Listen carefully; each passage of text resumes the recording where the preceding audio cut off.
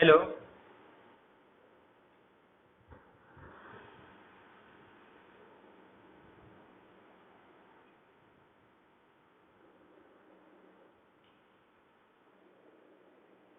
Hello, am I audible to everyone?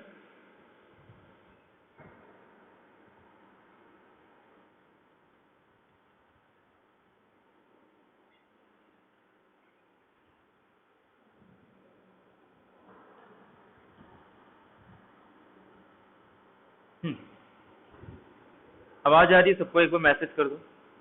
ठीक है sir.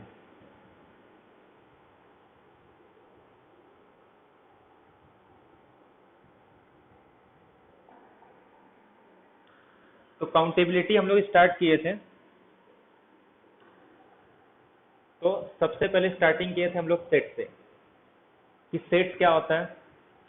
उसके बाद फिर सेट्स के बाद कार्टेशियन प्रोडक्ट, कार्टेशियन प्रोडक्ट के बाद फिर हम लोग एक रिलेशन डिस्कस करते हैं, और सेकेंड हम लोग फंक्शन डिस्कस करते हैं। रिलेशन को हम लोग डिटेल में डिस्कस करेंगे ग्रुप थ्योरी में। तो आज हम लोग रिलेशन में टाइप्स ऑफ रिलेशन डिस्कस किए, क्योंकि इसका जो इंपॉर्टेंस है ना, वो किसके लिए रहता है? पार्टीशन के लिए। और उसके बाद एक स्पेशल टाइप का रिलेशन होता है जिसको हम लोग फंक्शन बोलते हैं। इसको एक तो डिटेल में हम लोग डिस्कस करेंगे जब कैलकुलस डिस्कस करेंगे, फंक्शन डिफरेंशिएबिलिटी वगैरह। और अब भी डिस्कस कर रहे हैं हम लोग काउंटेबिलिटी में, जिसको बोलते हैं बाइजेक्टिव फंक्शन। इसका रोल किसके लिए रहता है कि अगर कोई दो सेट गिवन है, ए एंड बी, तो दो सेट का पोटेंशियल कितना है, मतलब cardinality of A and cardinality of B में कौन सा सेट ग्रेटर है, या फिर किसकी हायर पोटेंशियल है, किसका लोअर पोटेंशियल है, या इन दोनों की पोटेंशियल इक्वल है। तो ये सब आप करने के लिए हम लोग क्या करते हैं? बाइजेक्शन मैप डिफाइन करते हैं। अगर ए और बी के बीच में कोई बाइजेक्शन मैप डिफाइन हो रहा है, तो हम लोग बोलते हैं कि A and B are equipotential, मतलब दोनों की पोटेंशियल क्या है? इक्विवेलेंट है या सेम है। तो इसको बोलते हैं A is equivalent to B, A is equipotential to B, या A is a similar to B. तो ये सारे टर्म्स हम यूज करते हैं कि अगर जब दो सेट आपस में सेम पोटेंशियल के होते हैं, या फिर दोनों सेट की कार्डिनलिटी सेम होती है, या फिर इन जनरल बोल सकते हैं कि दो सेट के पास सेम नंबर ऑफ एलिमेंट्स है। बट सेट के अंदर हम लोग यूज करते हैं कि दोनों की कार्डिनलिटी क्या होनी चाहिए? सेम होनी चाहिए। उसके बाद फिर हम लोग एक टर्म पढ़े थे कि किसी दो सेट को अगर इक्विवेलेंट बताना है, तो हम लोग क्या करते हैं? वन टू वन करस्पॉन्डेंस देखते हैं। अब वन टू वन करस्पॉन्डेंस क्या होता है कि ए से बी के बीच में वन वन मैप, और बी से ए के बीच में वन वन मैप। क्या वो वीडियो नहीं दिख रहा है? हेलो,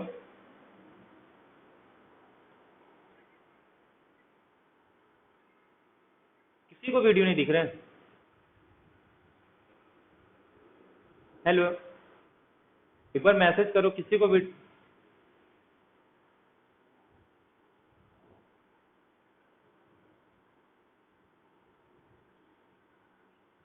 एक बार नेट चेक करो। हेलो, एक बार नेट चेक कर लो, बाकी वीडियो दिख रहा है।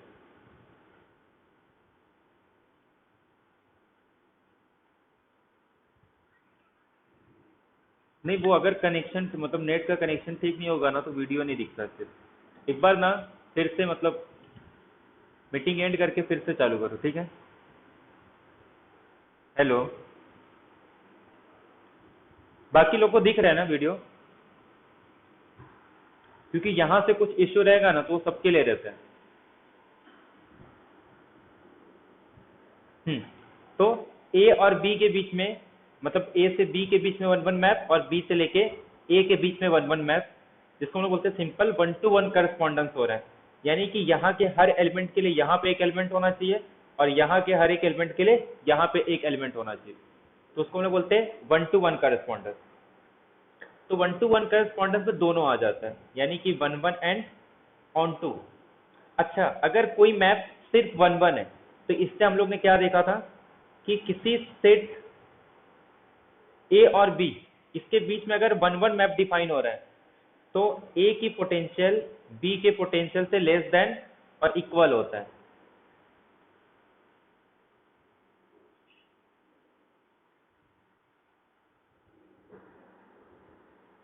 हाँ, और जब मैप ऑन टू होगा तो हम लोग क्या बोलते हैं कि बी की पोटेंशियल लेस देन इक्वल होगी ए से।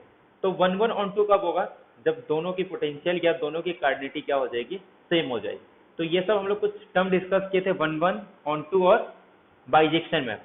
1 1 ये बताता है कि डोमेन सेट की कार्डिनलिटी को डोमेन सेट की कार्डिनलिटी से कम होगा, और ऑन टू मैप क्या बताता है कि को डोमेन की कार्डिनलिटी डोमेन के कार्डिनलिटी से लेस या इक्वल होगी, और बाइजेक्टिव मैप ये बताता है कि दोनों की कार्डिनलिटी क्या होगी? सेम। तो ये सब हम लोग 1 1 ऑन टू से डिस्कस किए। उसके बाद कुछ सेट ऑफ एग्जांपल्स हैं हमारे पास जिसकी कार्डिनलिटी हमको चेक करनी होती है। तो पहले हम लोग कार्डिनलिटी को क्या करते हैं? क्लासीफाई करते हैं। एक होता है हमारे पास फाइनाइट सेट और एक होता है इनफाइनाइट सेट।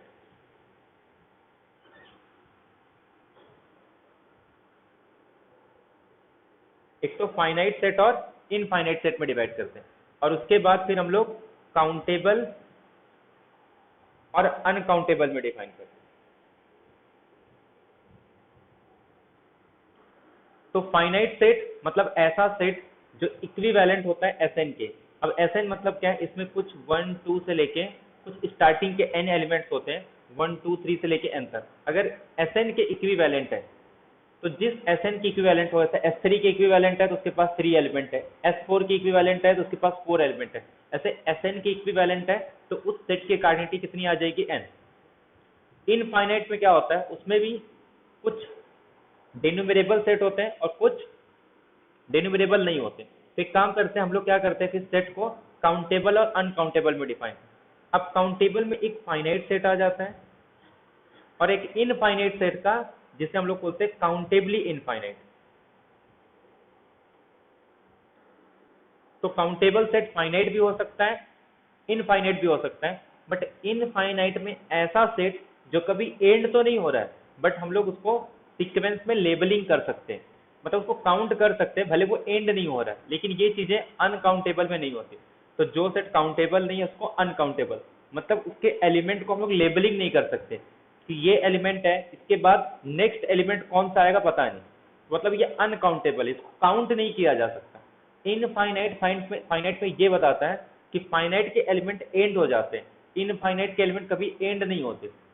लेकिन उसमें भी एक काउंटेबली इनफाइनाइट, एक अनकाउंटेबल। काउंटेबली इनफाइनाइट मतलब ऐसा जो कि इनफाइनाइट तो है बट उसके एलिमेंट को हम लोग लेबलिंग या काउंट कर सकते हैं, भले वो एंड नहीं हो रहा है। अनकाउंटेबल में उसको हम लोग काउंट ही नहीं कर पाते।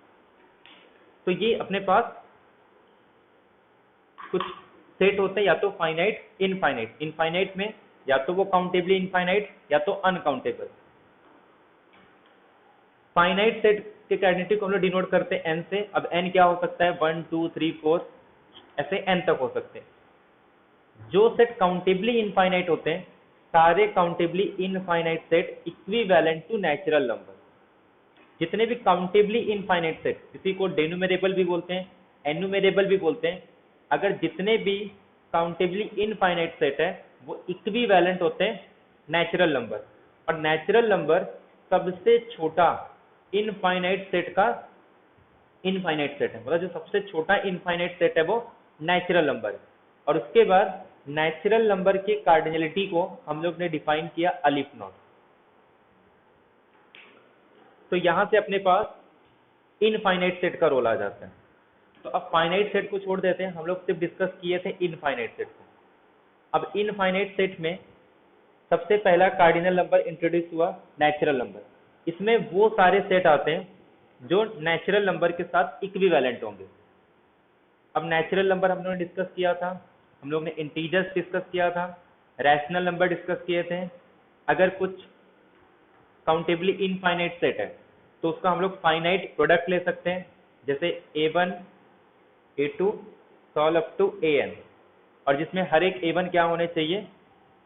काउंटेबल या काउंटेबली इनफाइनाइट होने चाहिए। अगर ये सारे काउंटेबली इनफाइनाइट है तो इनका फाइनाइट प्रोडक्ट क्या हो जाएगा, काउंटेबली इनफाइनाइट। अगर सारे ए आई काउंटेबली इनफाइनाइट है तो इनका यूनियन भी क्या हो जाएगा, काउंटेबली इनफाइनाइट आ जाएगा। उसके बाद अनकाउंटेबल के एग्जाम्पल देखे थे, real number, power set of natural number, एक सीक्वेंस जिसमें एक्सएन के पास कम से कम 2 एलिमेंट तो होंगे, मतलब एटलीस्ट 0 1 या एटलीस्ट 2 एलिमेंट, यहाँ पे ए भी कोई भी 2 एलिमेंट ले सकते हैं, इससे ज्यादा होंगे तब भी अनकाउंटेबल है। या फिर मैं एक फंक्शन ले सकता हूँ जो कि n से लेके एटलीस्ट 2 एलिमेंट होगा, तो ये सारे अनकाउंटेबल है। इरेशनल अनकाउंटेबल होता है, जितने भी इंटरवल है उसमें से अगर 2 इंटरवल को छोड़ दूं, एम्प्टी और सिंगलटन सेट को, तो सारे interval where A is not equal to B, अगर इक्वल हो जाएगा तो सिंगलटन टेस्ट।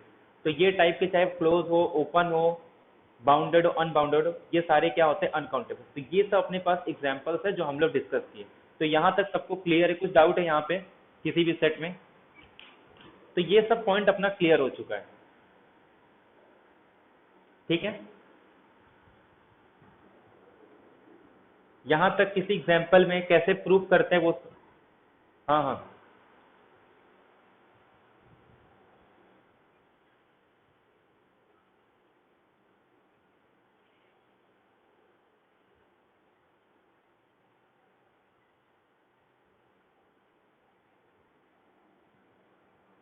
देखो, मैंने क्या बोला कि अगर A1 ये सपोज काउंटेबली इनफाइनाइट है, A2 अगर काउंटेबली इनफाइनाइट है, मतलब इसकी कार्डिनिटी सपोज अलिफ नॉट है, इसका कार्डिनिटी अलिफ नॉट है,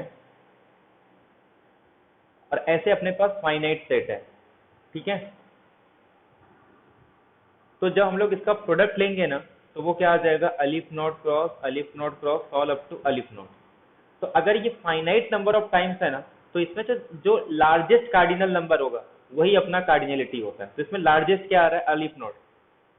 तो मतलब finite Cartesian product of countably infinite set is countably infinite. But जब हम लोग सीक्वेंस लेते हैं ना, अब सीक्वेंस का मतलब क्या होता है कि अगर मैं कोई भी सीक्वेंस लूं तो इसमें कितने टर्म्स होते हैं, A1 A2 A3, ऐसे कंटिन्यूस चलते जाते हैं। अब मैं एक सेट बना रहा हूं जिसमें वो सारे सीक्वेंस होंगे। मान लेते हैं सीक्वेंस के पास 2 टर्म है, ये या तो 0 हो सकता है या तो 1 हो सकता है। तो अब इसमें सीक्वेंस कैसे बनेंगे, A1 एक सीक्वेंस बनेगा जिसके पास फर्स्ट पोजीशन के पास ऑप्शन कितने हैं? मैं यहाँ पे 0 भी प्लेस कर सकता हूँ, 1 भी, सपोज 0 प्लेस कर रहा हूँ, इसके पास कितने ऑप्शन है, 0 और 1। तो यानी कि हर पोजीशन के पास कितने ऑप्शन होंगे, 2 2, मतलब ये सपोज, या फिर ऐसे ही लिख दो, कोई भी सीक्वेंस A1 A2, इसके पास 2 ऑप्शन है, इसके पास 2 ऑप्शन है, A3 के पास 2 ऑप्शन है। अब ये कभी एंड नहीं होगा। अब ये अगर एंड नहीं हो रहा है तो इसका मतलब ये 2 कितने नंबर ऑफ टाइम्स है, टोटल अलिफ नॉट टाइम्स। तो इतने नंबर ऑफ टाइम्स 2 है, तो इसका मतलब क्या होता है, अगर 1 टाइम है तो 2, 2 टाइम है तो 2 का स्क्वायर, तो ऐसे अलिफ नॉट टाइम्स है, तो 2 रेज टू अलिफ नॉट। इससे जस्ट ये क्लेम हुआ कि ये जो सेट है ना, इसकी कार्डिनलिटी कितनी आ रही है, 2 रेज टू अलिफ नॉट। अगर इसके पास 3 एलिमेंट होंगे तो 3 raise to aleph not, 4 element होंगे तो 4 रेज टू अलिफ नॉट। ये जस्ट सिंबल है, 0 1 नहीं। अगर एक ऐसा सीक्वेंस जिसके इमेज में जस्ट 2 सिंबल्स होंगे, एटलीस्ट 2 सिंबल, तो वो उसकी कार्डिनिटी 2 रेज टू अलिफ नॉट, 3 है तो 3 रेज टू अलिफ नॉट, 4 है तो 4 रेज टू अलिफ नॉट। ये टाइप के आएंगे, इतने नंबर ऑफ एलिमेंट होंगे। ये क्लियर है? हाँ, उसके बाद हम लोग एक रिजल्ट क्लेम किए थे।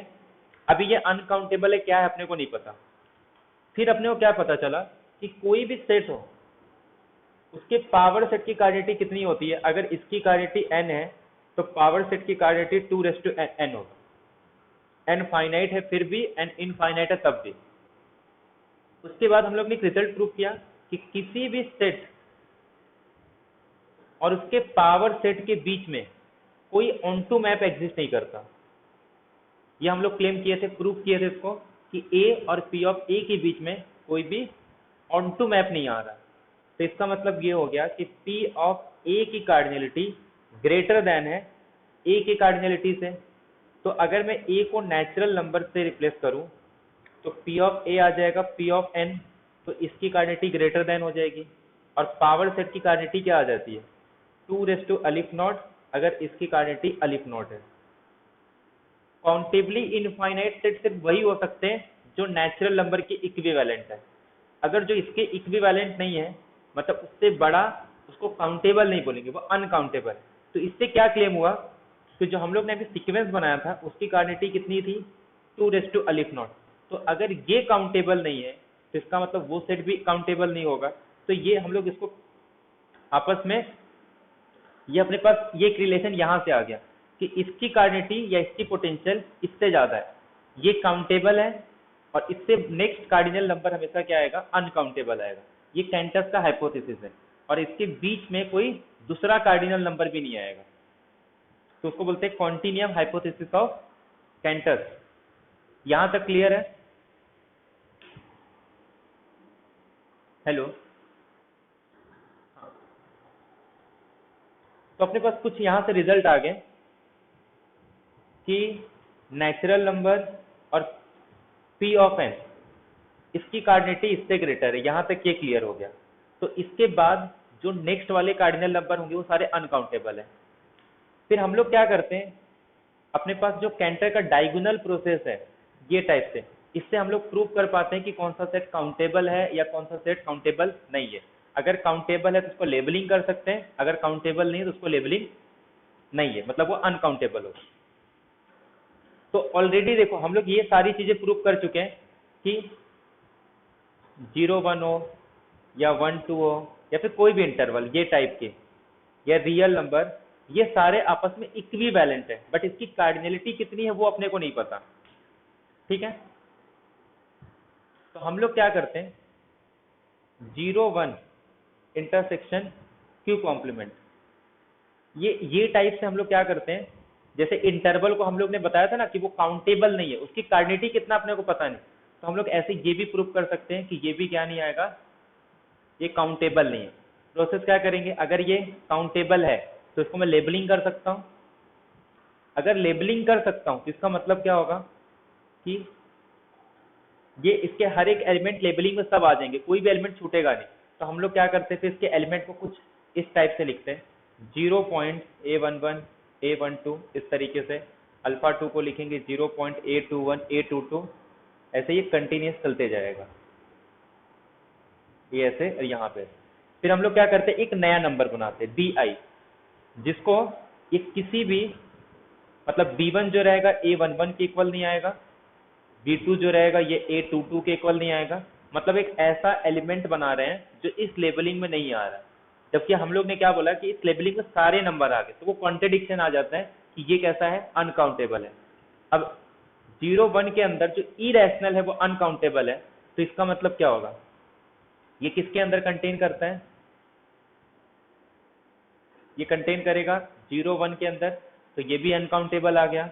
ये कंटेन कर रहा है रियल नंबर के अंदर, तो ये भी अनकाउंटेबल है। क्या रिजल्ट यूज कर रहे हैं, super set of uncountable set is uncountable, subset of countable set is, ये काउंटेबल है तो इसका सबसेट काउंटेबल, कोई सेट अनकाउंटेबल है तो उसका सुपर सेट भी अनकाउंटेबल। तो ये सारी चीजें प्रूव हो गई कि ये अनकाउंटेबल है। तो ये क्लियर है यहां तक सबको?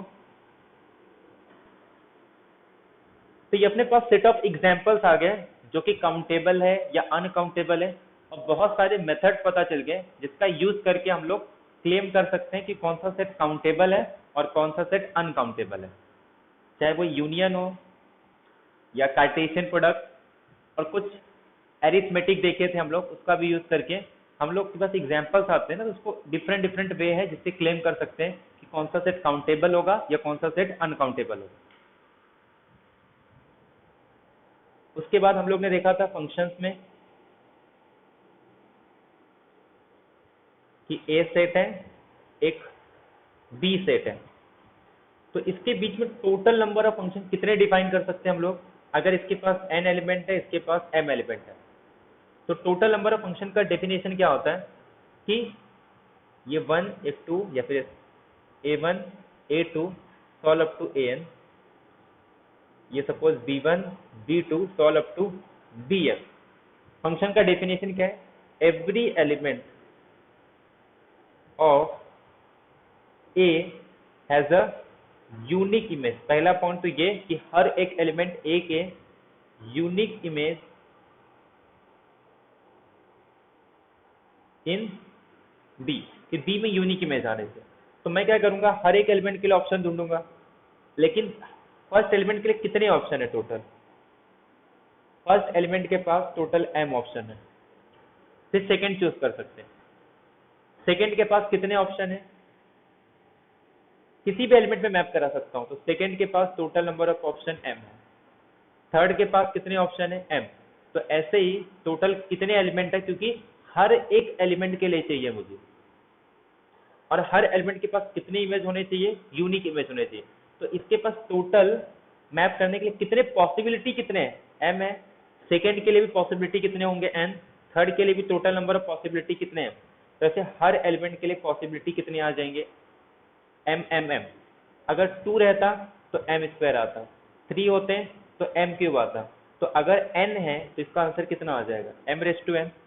तो where m is a cardinality of codomain set, n is the cardinality of domain set.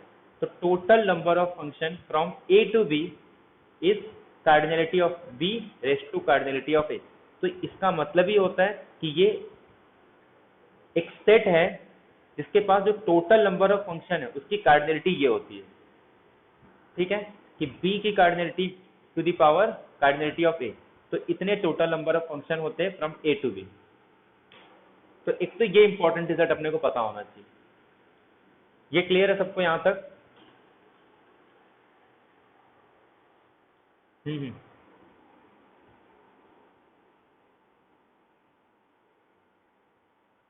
हम्म।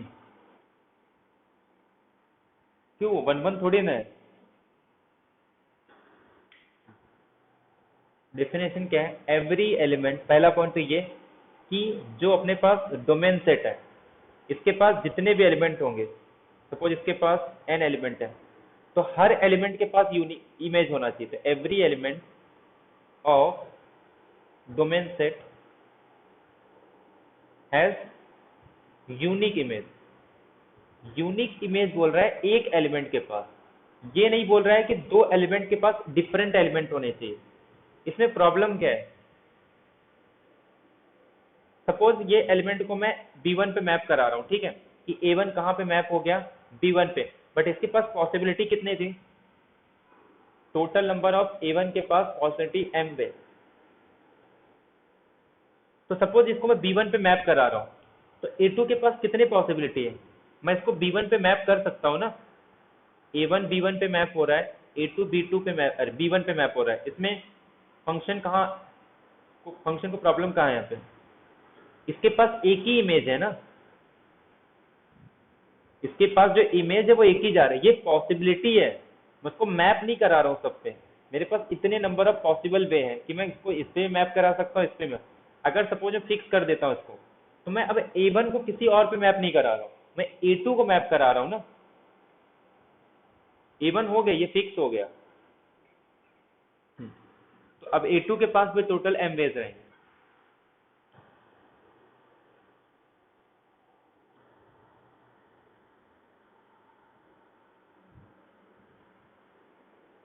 तो अपने पास कुछ प्रोसेस है, वो सब याद रखना है। जैसे एक तो डायगोनल प्रोसेस। डायगोनल प्रोसेस मतलब ये इस तरीके से काउंटिंग करना। तो ये किसके किसके किसके लिए यूज किए थे हम लोग? एक तो रैशनल को प्रूव करने के लिए यूज किए थे, डेन्यूमरेबल यूनियन ऑफ डेन्यूमरेबल सेट को काउंटेबल प्रूव करने के लिए यूज किए थे। इसके बाद अगर दो सेट दिया है और उसका कार्टेशियन प्रोडक्ट डिफाइन करना है, तब हम लोग डिफाइन कर सकते हैं, जैसे ए क्रॉस ए के लिए। अगर ये सपोज ए के एलिमेंट को लेबलिंग कर सकता हूँ, तो ये किस फॉर्म के आ जाएंगे? a1 a2 solve up to an। अगर ये इसको भी लेबलिंग कर सकता हूँ तो b1 b2 bn। तो टोटल कितने पॉसिबिलिटी होंगे? a1 के साथ में b1 कर सकता हूँ, a1 के साथ b2। अब ये एंड तो हो नहीं रहा है, तो ऐसे कर सकता हूँ ऐसे इसके बाद A2 के साथ B1, A2 के साथ B2, फिर ऐसे ही कंटिन्यूस चलते जाएगा ना। तो ये साइड से एंड होगा ना, फिर हम लोग यहाँ पे ये वाला यूज कर सकते हैं। तो एक तो ये अपने पास प्रोसेस था, ये किसके लिए है, किसी चीज को अपने को काउंटेबल प्रूव करने के लिए कि वो लेबलिंग में आ रहा है या नहीं। तो इसके लिए हम लोग इस प्रोसेस का यूज करते हैं। ये जो भी यूज कर रहे हैं इसको हम लोग बोलते हैं हिल्बर्ट या फिर 1-to-1 करस्पॉन्डेंस, जो अपना स्टोन गोट थ्योरम था। उसके बाद सेकेंड प्रोसेस है अनकाउंटेबल प्रूव करने के लिए। अनकाउंटेबल प्रूव करने के लिए हम लोग क्या करते हैं, ये वाला कौन, फिर से उसको अगर वो इसको मान के चलते कि ये काउंटेबल है, अगर काउंटेबल है तो इसका मतलब क्या कर सकते हैं हम लोग, उसको लेबलिंग कर सकते हैं।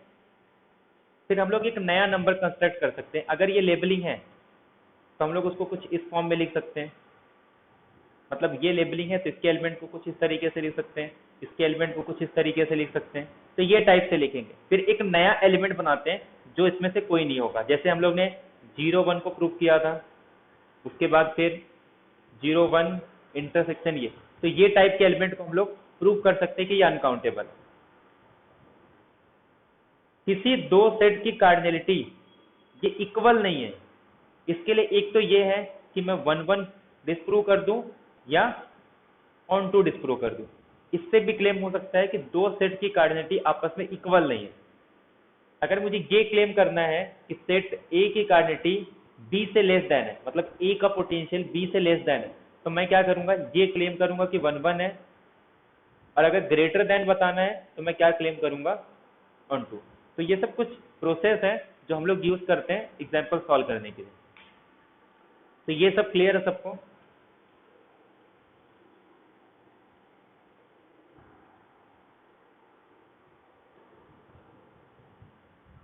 हाँ, कुछ एग्जाम्पल्स है वो हम लोग सॉल्व करते हैं। किधर गया डीप।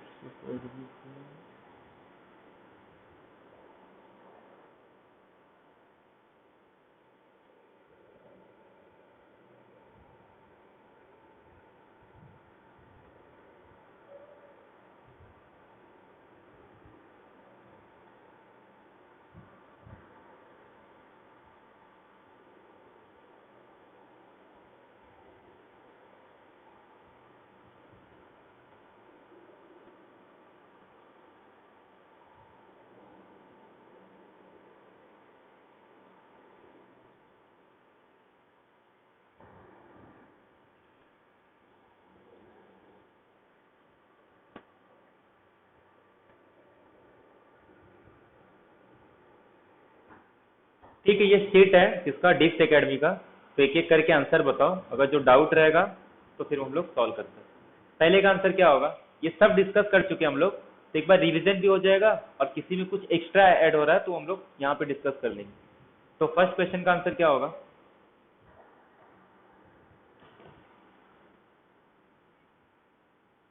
हाँ तो पहले एक एक ऑप्शन को चेक करना है। एवरी इनफाइनाइट सेट हमेशा अनकाउंटेबल होता है, तो ये तो स्टेटमेंट रॉन्ग हो जाएगा, क्योंकि नेचुरल नंबर या वो सेट जो उसके साथ इक्विवेलेंट है। सेकंड क्या कह रहा है, ये इक्विवेलेंट होगा तो one of it proper subset. तो ये तो हम लोग क्लेम कर चुके हैं ना कि हर एक इनफाइनाइट सेट किसी ना किसी प्रॉपर सेट के साथ इक्विवेलेंट होता है। ये इनफाइनाइट का डेफिनेशन है। सिमिलर टू आर, तो ये तो नेचुरल नंबर से एलिमिनेट हो जाएगा, तो इसका बी ऑप्शन करेक्ट होगा। सेकेंड का,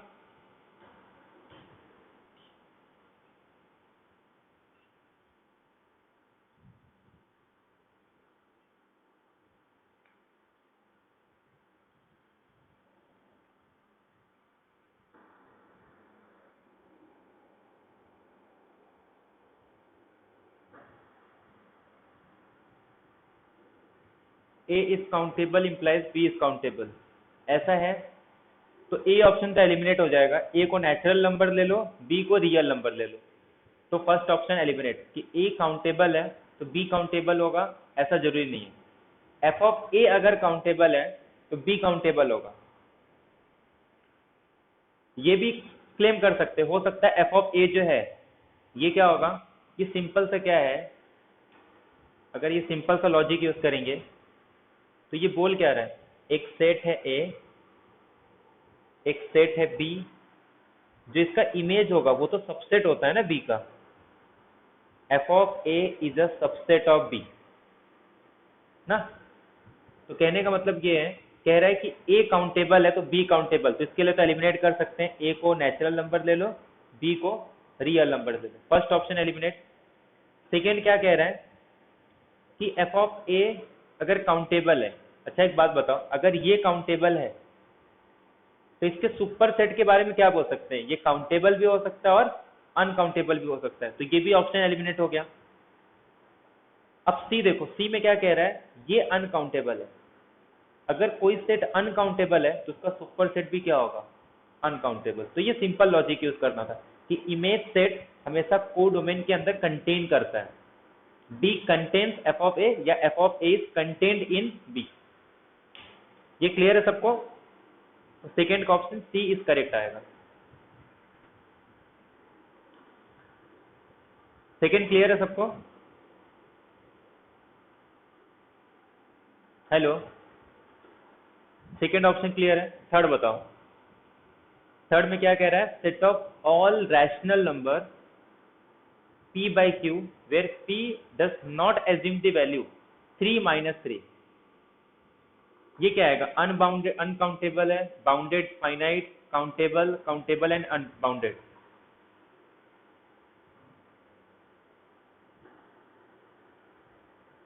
मैसेज करो सब। बाउंडेड, देखो सिंपल क्या कह रहा है, इसमें सारे रैशनल नंबर है, उसमें से 3 और -3 को हटा दो, या फिर p के वैल्यू 3 -3 होंगे। एक बात बताओ, हिल्बर्ट में हम लोग ने क्या डिस्कस किया था कि अगर कुछ सेट में इनफाइनाइट टर्म्स को हटा दोगे ना तो उसके नंबर ऑफ एलिमेंट्स में कुछ इफेक्ट नहीं पड़ता।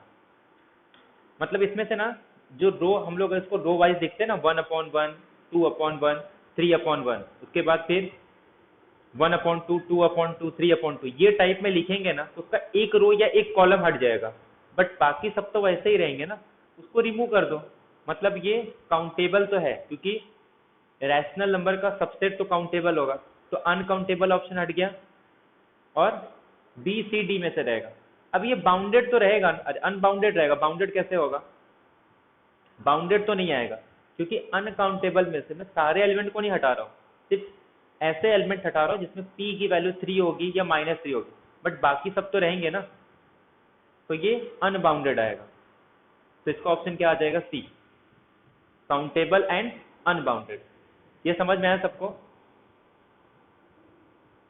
फोर्थ वाला, हाँ, ये जो हम लोग यूज कर रहे हैं ना, जो मैं 2-3 टर्म यूज कर रहा हूँ कि एक फंक्शन डिफाइन कर रहे हैं हम लोग जिसका इमेज 0 या 1 होगा, या फिर एक सीक्वेंस डिफाइन कर रहे हैं जिसके जो इमेज में जो आएंगे 0 या 1 आएगा, वो सारे किसके इक्विवेलेंट होते हैं। इसका मतलब यही होता है कि set of all characteristic function, characteristic function का मतलब वही होता है कि एलिमेंट अगर सेट को बिलोंग कर रहा है तो 1, अगर सेट को नहीं बिलोंग कर रहा है तो 0। तो set of all characteristic function on set किसके सिमिलर होगा,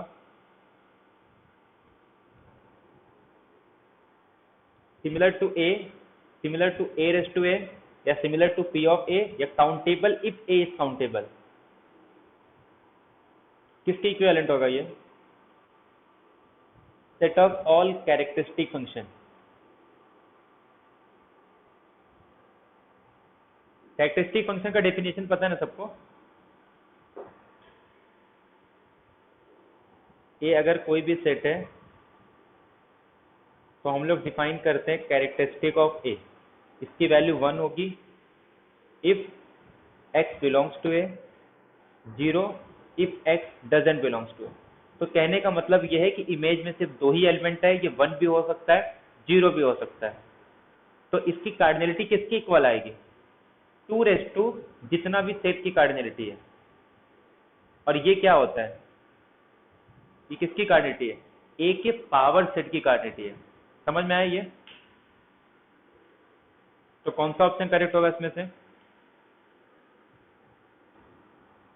कि the set of all characteristic function on a set A is similar to p of A. ये क्लियर है क्वेश्चन नंबर 4? नहीं, countable if A is countable नहीं होगा, अगर ए को नेचुरल नंबर ले लेंगे तो उसकी जो इमेज होगी वो 0 या 1 दोनों हो सकता है, ठीक है। तो 0 भी हो सकता है 1 भी हो सकता है, तो वो 2 अलिफ नॉट आ जाएगा। तो अगर ए काउंटेबल है तो जो कैरेक्टरिस्टिक फंक्शन, क्योंकि उसके पास दो पॉसिबिलिटी है ना, हर एक के पास ऑप्शन क्या होगा, वो 0 भी हो सकता है 1 भी हो सकता है। अगर सेट को बिलोंग कर रहा है तो 0, नहीं बिलोंग कर रहा है तो 1। हाँ, फिफ्थ वाला बताओ। ये भी सिंपल है, Z2 का मतलब उसके पास 0 और 1 होंगे, ये तो सिंपल हो जाएगा। क्वेश्चन नंबर 5 का कौन सा ऑप्शन आएगा? B1 B2 दो सेट गिवन है, Z सेट ऑफ इंटीजर्स है, और Z2 B is countable but B2 is not. देखो इसकी क्वांटिटी क्या होगी, अलिफ नॉट का स्क्वायर, अलिफ नॉट का स्क्वायर मतलब काउंटेबल। सेकेंड में क्या आएगा, 2 अलिफ नॉट, और 2 अलिफ नॉट क्या होता है, अनकाउंटेबल। तो ए ऑप्शन करेक्ट है कि B1 काउंटेबल होगा। जब भी फंक्शन बोलेंगे ना, याद रखना को डोमेन की cardinality to the power domain की कार्डिनलिटी। जेड की कार्डिनलिटी कितनी, अलिफ नॉट, और Z2 के पास कितने एलिमेंट है, 2, तो अलिफ नॉट स्क्वायर। तो अलिफ नॉट क्रॉस अलिफ नॉट क्या होता है, अलिफ नॉट ही होता है ना। जो लार्जर नंबर रहेगा ना वही ढूंढते हैं, या फिर ऐसा यूज करो कि finite Cartesian product of countable set is countable.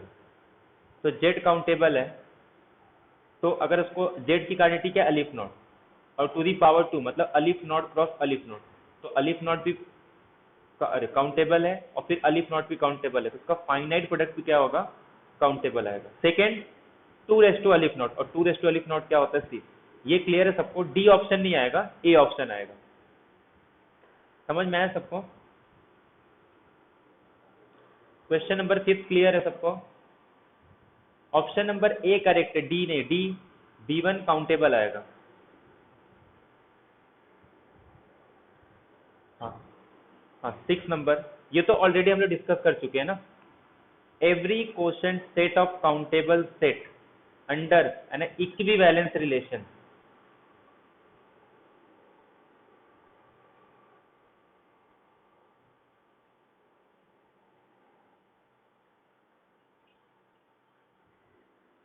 Hello, हम लोग दूसरा डिस्कस अनकाउंटेबल का डिस्कस किए थे ना, ठीक है। ध्यान सुनो, अगर सेट अनकाउंटेबल है तो जो उसके क्वोशंट सेट आएंगे ना वो काउंटेबल भी हो सकता है, अनकाउंटेबल भी हो सकता है। लेकिन अगर सेट काउंटेबल है ना तो उसका क्वोशंट सेट एटमोस्ट कितना हो सकता है, काउंटेबल, मतलब अलिफ नॉट है उससे उसको क्रॉस नहीं कर सकता, उससे कम हो सकता है। तो यही रिलेशन अगर अनकाउंटेबल के लिए होता तो हम लोग कुछ नहीं बोल पाते, वो काउंटेबल भी होता, अनकाउंटेबल भी। बट अगर सेट काउंटेबल है ना तो उसके क्वोशंट सेट भी कितने होंगे, काउंटेबल ही आते हैं, वो अनकाउंटेबल नहीं होंगे। तो कौन सा ऑप्शन आ जाएगा इसमें से? और हाँ, ऐसा जरूरी नहीं है कि वो काउंटेबल में, काउंटेबल मतलब क्या होता है, वो फाइनाइट भी हो सकता है, इनफाइनाइट भी हो सकता है। तो इस सिमिलर टू एन नहीं आएगा।